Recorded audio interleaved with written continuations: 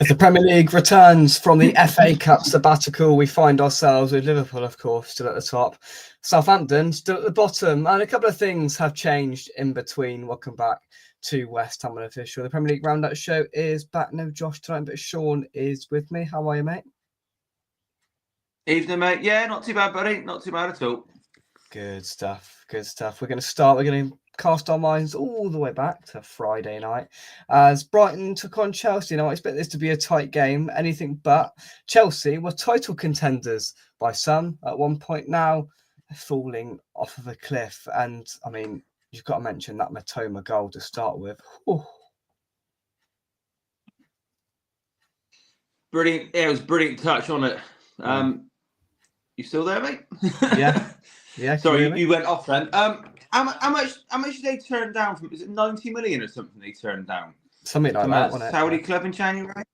And I did read. I think I actually read that Chelsea are now linked to him in the summer, which is probably a bit predictable. Yeah, it was a brilliant goal. A bit sort of Bergkamp-esque how he sort of brought it down.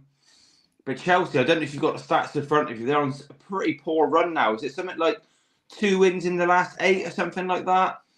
I know they're still, they're 4th or 5th still, something like that, and obviously Forest dropped points as well. But their fans are getting a bit restless. They're not convinced by the manager all of a sudden. You know what they're like a lot. They doesn't take a lot to rattle them. But Brighton just doing Brighton things. We say it every week probably. You just don't know what Brighton is going to turn up. You don't know what result they're going to get. We could lose 3-0, win 3-0. They're just one of them outfits. But Chelsea, I don't know. They'll always beat my lot every time because they always do, but they haven't convinced me. I sound like I'm moaning like a broken record. Not many teams have convinced me this year. So, no. But yeah, it's a poor result from them, and I think there's still quite a few players short from doing anything great, really. And if they get top 4, I think they're probably going to be quite fortunate. So many other teams have been bad. Yeah, well, they've had 2 wins since the middle of December, and they've actually come quite recently. So they've had, they've had a pretty dire run of form. They were pretty good in the 2024, but in the turn of the calendar year, Chelsea have been pretty dire. As you said, Brighton are a side that swinging roundabouts can be brilliant and then awful. I mean, bizarre results here, there, and everywhere with them. It's just difficult to judge a side like Brighton, isn't it? But yeah, it's not just Brighton. Like, you don't know what Brentford's going to turn up. You certainly don't know what Tottenham or Man United's going to turn up. Do you know what I mean? You could even say a Villa this year.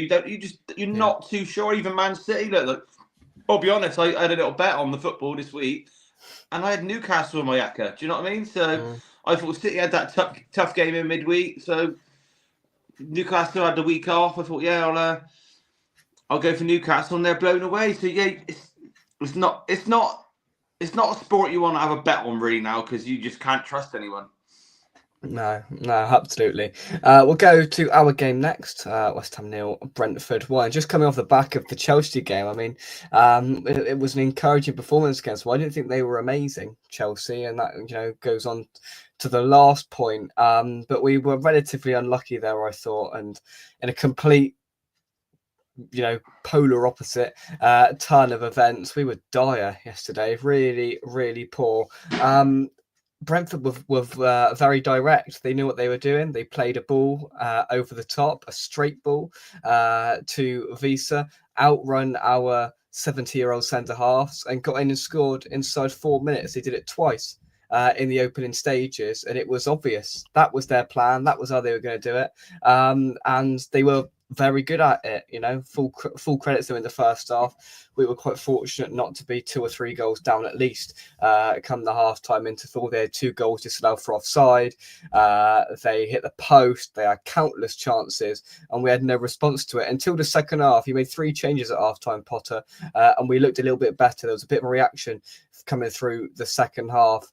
Ferguson added a focal point up front, which was desperately needed because they're a big side, physical side, and Paqueta was just bullied out of the game from corners. We lost all the aerial duels, and we then, as a result, lost the second balls as well because we weren't quick enough to it in midfield. But we got a little bit better in the second half, a couple of chances, nothing really to note, and the game sort of sizzled out into another bad performance at home. Our last game at home, 2-0 loss to Palace. This game, 1-0 loss to Brentford. It's bad results at home. We've got an awful record at home. We are far, far better away, which is bizarre. And probably people over the last 24 hours have gone down the route of the stadium again in terms of our, bad run of form at home. It's been pretty dismal. And I don't know how it changes. I don't know where it changes. We had a couple of players back.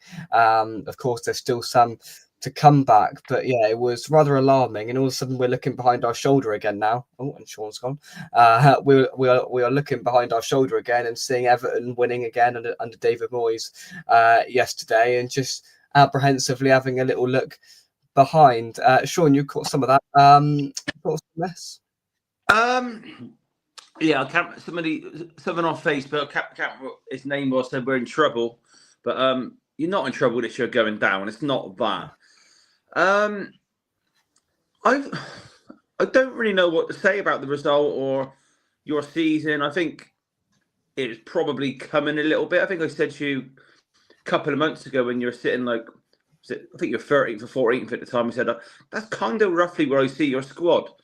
But then you can also flip that, and you probably argue there's 3 or 4 teams way above you. You probably say you haven't got loads better squads, probably similar. Do you know what I mean, for quality? I don't know. I think as a fan base, I often think that your lot maybe accept the mediocrity a little bit. Do you know what I mean? I don't know. I know you're like a lot of them. You don't like the owner, get your wallet out and all that, but obviously you've got a lot of celebrity fans as well, and I see them almost, their sort of personas a little bit like, they quite like being the plucky underdog who might get the odd win here and there. I just don't know whether the fans ought to demand a little bit more. I'm not sure. As for the 2 home defeats you've had in a row, I could be wrong, but this stadium could come back to bite you with things like that. Do you know what I mean? Like, it's not an intimidating place.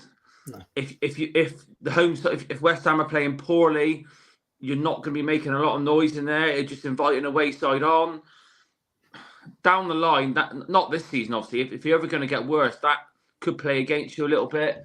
But when I said about demanding more, I didn't see a lot of that. I know Ferguson come on, didn't he, and give you a bit of a focal point. Yeah. I just thought it was, I'll be honest, for a club like West Ham, I just thought it was quite a poor signing, really.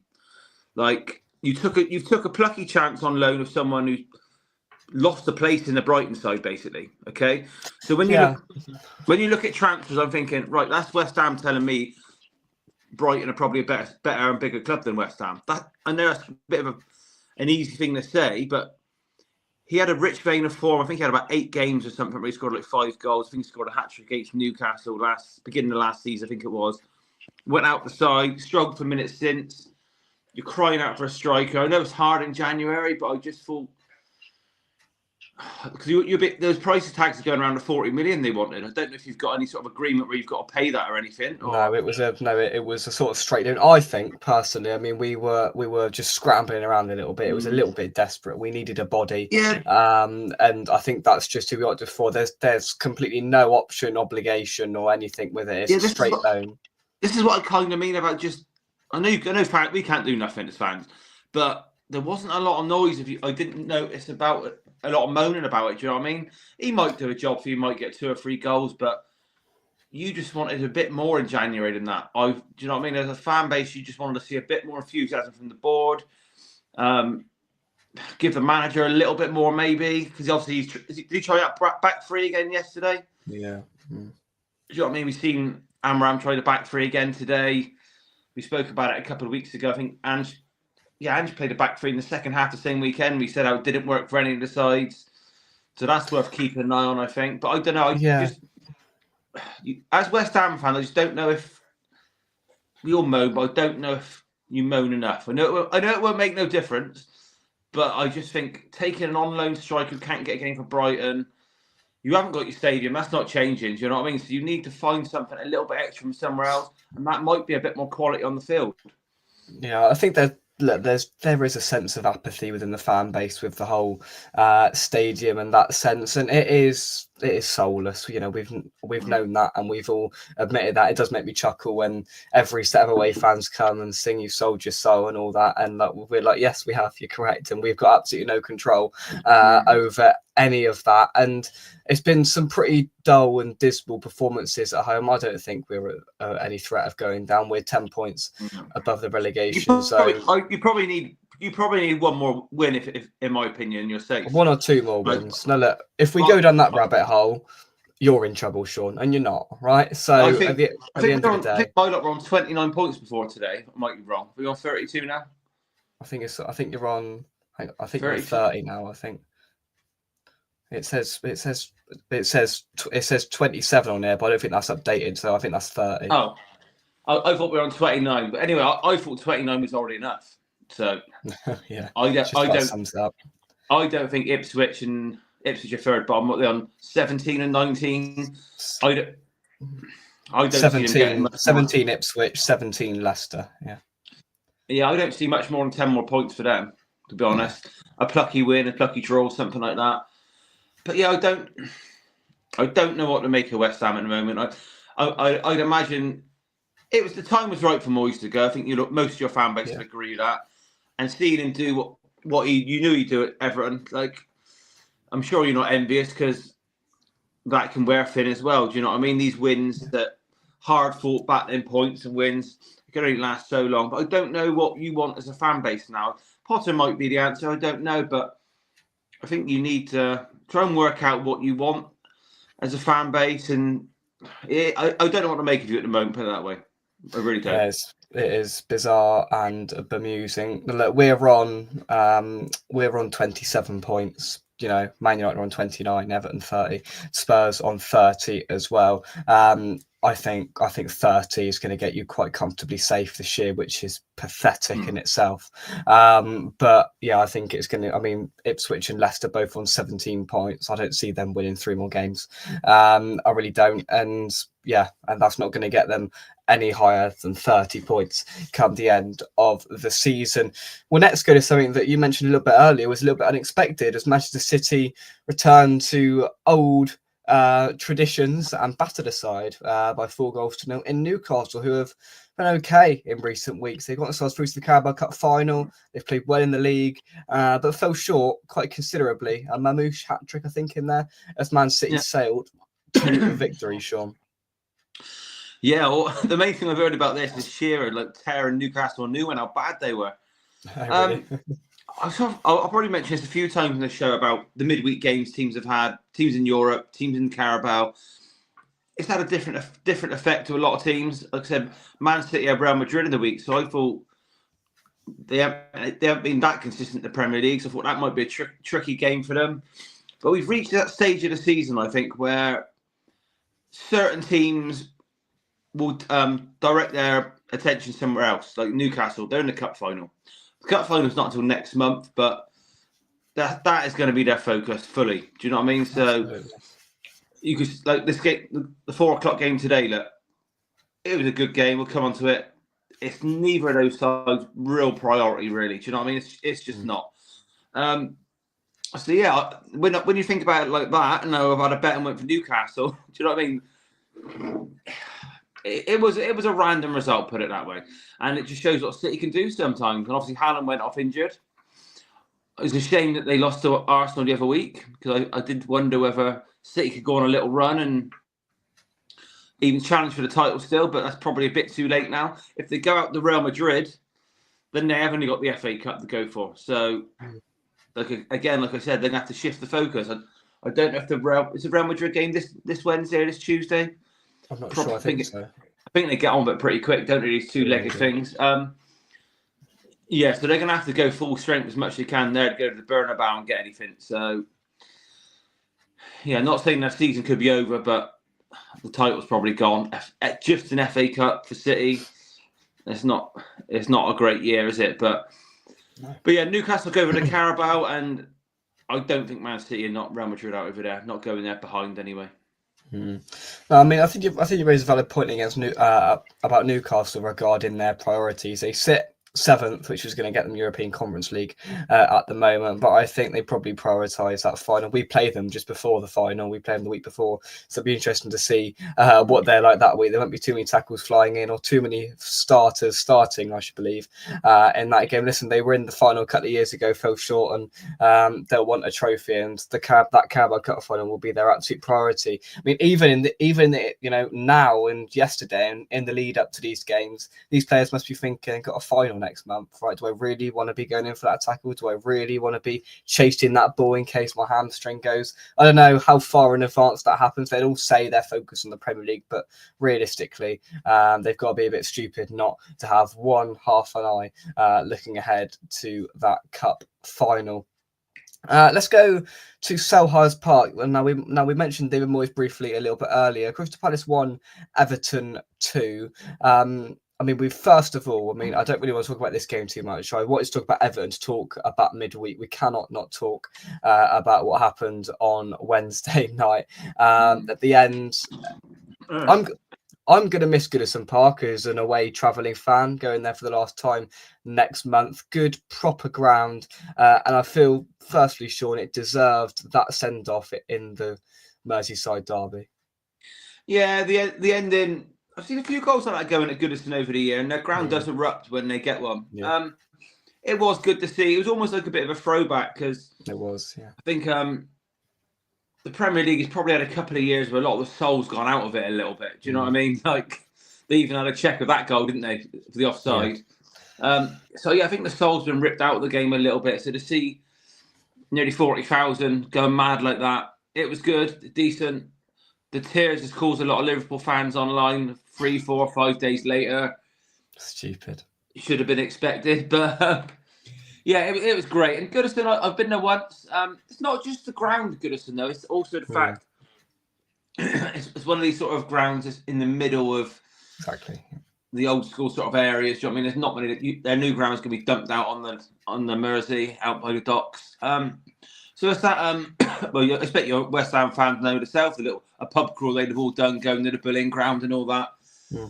That's some football that's coming out of it. There's not many that are in the centre anymore. Centre of all the houses and things like that. So the game is changing, and it is a shame to see Goodison go. But yeah, on that game, on the Palace game, it's just David Moyes doing David Moyes things, in that he's got just an extra gear out of him a little bit. I still think it was a bit harsh to sack Dyche, to be quite honest with you. I know a few Everton fans. The only thing I wonder with Everton and the David Moyes love affair is a little bit like your lot when he was at your place. You knew he'd come in and do a job. He got you that trophy, but a lot of times I think fans are always you are desperate and want to play entertaining football, aren't you? You just can't help it. Wins are great, but I think fan bases eventually just want that little bit more. And I think someone like Moyes, how long? 2 stints at yours, didn't he? Was it about 2 seasons and 3 seasons or something like that? Yeah. I think you just, after a while, you just get a bit bored of it. Do you know what I mean? You go, oh, good 1-0 win, good 2-1 win, but you don't leave thinking, oh, that was a good afternoon. That was great fun. So I think it's great going there the initial run. I think they've won 3 out of the last 4 or something like that, and a draw with Liverpool. But it's just how long until you think, oh, can we have something different? Oh yeah, absolutely. I mean, yeah. You think Everton fans may be of the perspective that if they'd have kept Dyche, they might have not had that night on Wednesday night. They might have rolled over and lost, or they wouldn't have had that win at Palace. And look, yeah, of course, I've bear the brunt of David Moyes and everything that he provides. And yeah, he'll win football matches. But as you say, it's the way that he goes about it. If he stays into next season, and I sense there might be a building of sort of frustration around November, December time, if results aren't backing up what's inevitably going to be pretty conservative and hands on the deck football. So it will be interesting to see what they do in the summer, whether they reward him with keeping him up, which they would have done anyway, by keeping him there. Go on, Sean. One more point on Everton. Yeah. As you know, I watch quite a bit of Championship football, and I know a pretend fan of Leeds, I call him, because he pretends to watch them. One thing I said to him was, now Moyes has gone to Everton, it probably takes away another team that are in danger of going down. So the teams that are coming up, they probably look at Everton as maybe one of the teams that they can chip off, if that makes sense. Do you know what I mean? And in the last couple of years, they've been down there. I think they nearly went down. They had the points deduction instead of the last day or so. With Moyes there, I don't see them being in danger of being in the bottom four. So for the three teams, say the bottom three go down, which it probably will. The three that come up, stating the obvious, they got to try and finish above one of the teams already in there, at least one of them. Exactly. So you're probably looking at you were looking at Everton as probably one of the main candidates for that. You're probably then looking at Wolves because they're always going to sell their talented players, and then you're looking at then you're into the realms of hoping and praying like a Palace, a West Ham, or a Brentford get dragged into it somehow. You know what I mean? So that's a bad thing for the promoted side coming up. That Moyes has gone there because I don't see them being in danger of being in a relegation battle again with him there. And that's the real difficulty. And I think they were talking about it on 606 last night when we were coming back, and with Chris Sutton and Robbie Savage, and I think Chris Sutton was talking about Norwich and how they prefer to be in the Championship. Win matches in the Championship instead of coming up, getting battered for a year, having no fun, and just go straight back down again. I genuinely think there's a fair amount of teams in the Championship that would prefer to stay in the Championship than go up. Southampton, again, there was a Southampton fan rang in last night who just said how tired he is of it. They're going back down. Will they then want to come back up again next season? That's the contemplation and conundrum that these Championship sides have. It's so difficult to maintain your status in the league because of the established sides. Brentford are an established side in the Premier League. Like, who'd have thought that 3 years ago?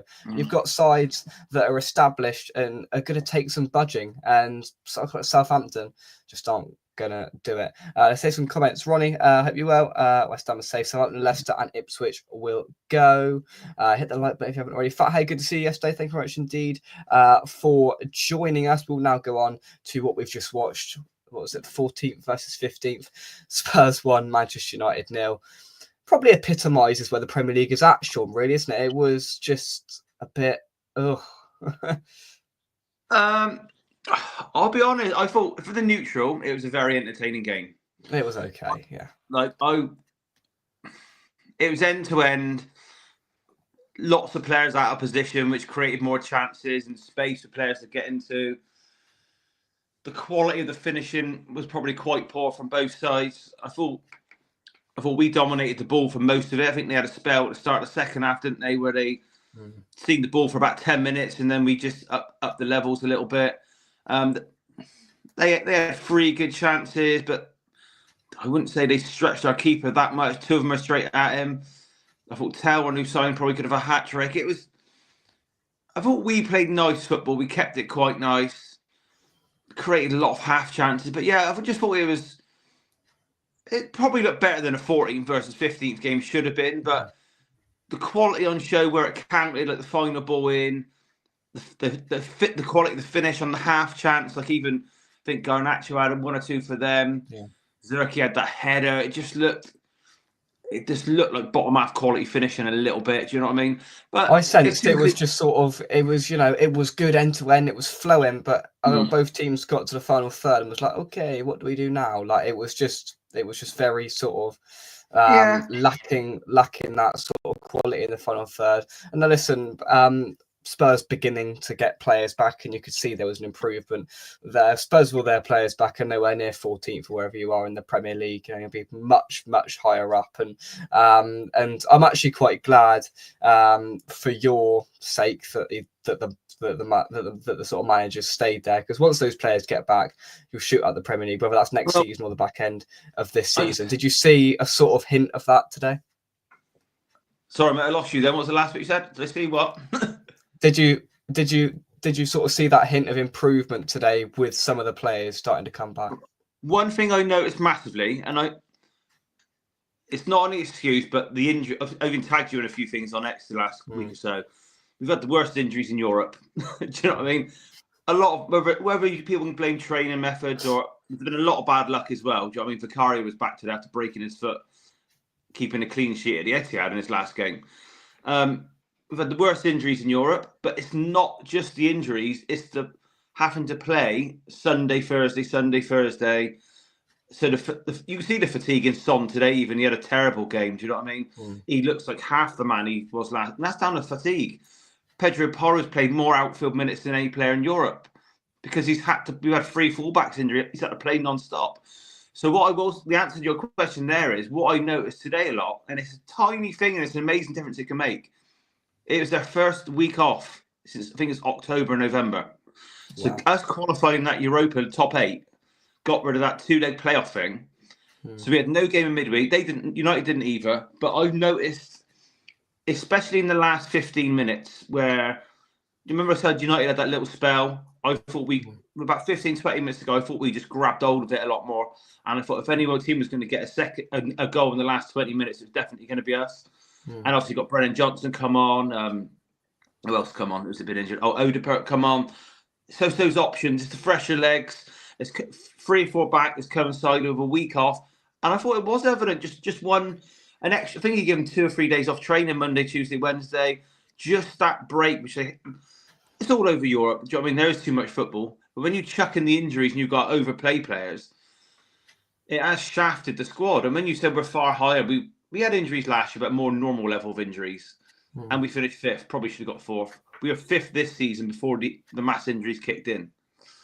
So we were above Forest and all that before these injuries kicked in, and it has just wrecked our season. It really has, and not being able to rotate, whether a little bit that's down the line, we can only guess and decide that for ourselves. But it has ruined our season, and like I said a minute ago, teams are going to prioritise now, and our priority has got to be this Europa League.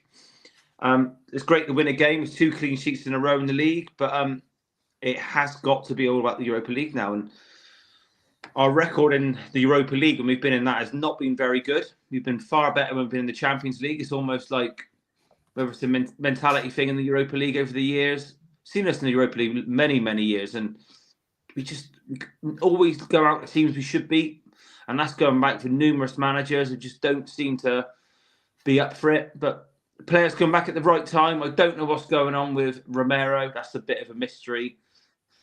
He's calling it a slow burner, but he hasn't been seen since he publicly put a post on Instagram criticising the owners. So I thought for a while Romero would be off to Real Madrid in the summer. So that's where I think you'll see him next. I think he'll be at Real Madrid. Van der Ven, if he comes back, maybe in time for Europa League. I'd like to think they're taking their time with that in mind. Do you know what I mean? I don't know how many games would be left to win that. Probably